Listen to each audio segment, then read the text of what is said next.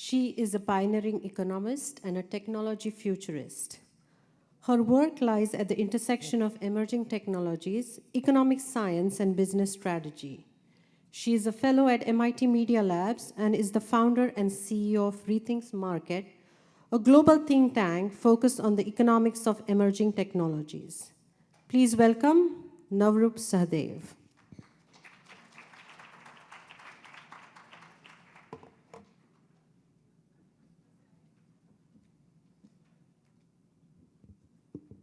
Thank you so much, Priya, for the introduction, as well as inviting me to this conference. I was asked to tell the story of my life, but I'm here to tell you of the dangers of a lopsided story. It's not that the American culture is broken or that Hinduism has answers or leadership to provide to America or the world in general. I think the problem with the world is that there aren't enough female leaders. Until this morning, I was thinking of sharing 2 or 3 key ideas that define my story and usually define the story of other people as well: identity, imagination, and action. We do these series of conferences at MIT Media Lab as well as the World Economic Forum at Davos every year. We call them Imagination in Action. And as I heard panelists today, all day, I realized those ideas, the fact that intentional action leads to, intentional imagination leads to powerful action, has already probably been covered. And it has been talked about. But again, I think what we are lacking is there aren't enough female leaders. And by enough, I mean at least 50% or more. And many of you in the room, scholars in Hinduism and those who have the shared experience of being in the US and born and raised in India, would be quick to point out that Hinduism is a very balanced religion. It talks about duality, it talks about worshiping goddesses, about the feminine being just as important as the masculine. I'm aware of the idea and the notion of Ardhanarishwar, which is the combined male and female. At the end of the day, the duality doesn't exist, right? But really, none of that matters if the experience of those women living and breathing around you is replete with discrimination, sexual harassment, and abuse. And so if you look inward, like all the speakers have mentioned, I have the same message. We need to ask ourselves, how is it that we are perpetuating inequality between males and females through our conscious as well as unconscious actions? Patriarchy continues to crush half of the population, and women continue to be treated as subhumans. It is striking that when I was in India, I couldn't do the things I wanted to do.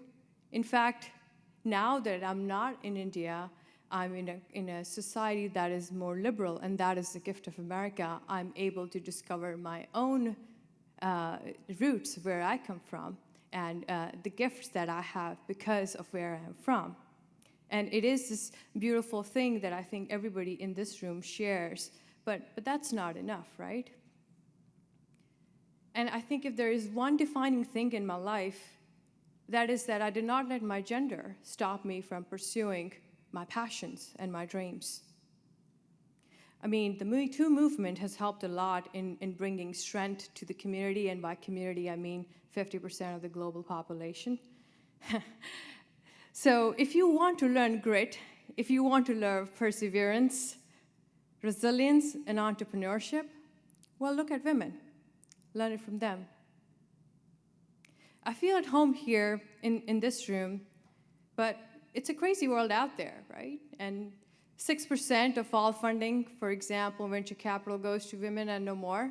Less than 1% goes to our Black population. The salary gap, and this is a study that just came out last week from Carta. I met Emily Kramer, who led this study, has been covered by all 70 major publications and more. She mentioned that the salary gap in the United States is 94 cents to a dollar, but the equity gap is 49 cents to a dollar. If you look at my profession in economics, the number of females studying economics at college level are half the number of men. Right? Look around yourself. There are 43 speakers that are male and 27 female. Out of that, 12 of them are in this panel, so Priya, congratulations for your leadership. And if it weren't for that, there would only be 1/4 the number of female speakers in this conference. So teach inclusion. This has implications for research. This has implications for the kind of questions we ask and the kind of results we are able to achieve. And for women in particular, and with my initiative on Rethink Markets, if you want to build a better world, well, you have to sit at the table.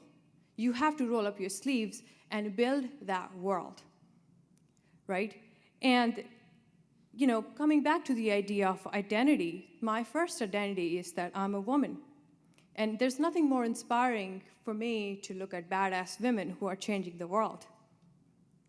Imagination, as the second part of the thesis, has been a sticky word in my imagination, in my psyche over the past two years in particular. And I'm enthralled by the sheer power of human imagination as a driver for affecting change.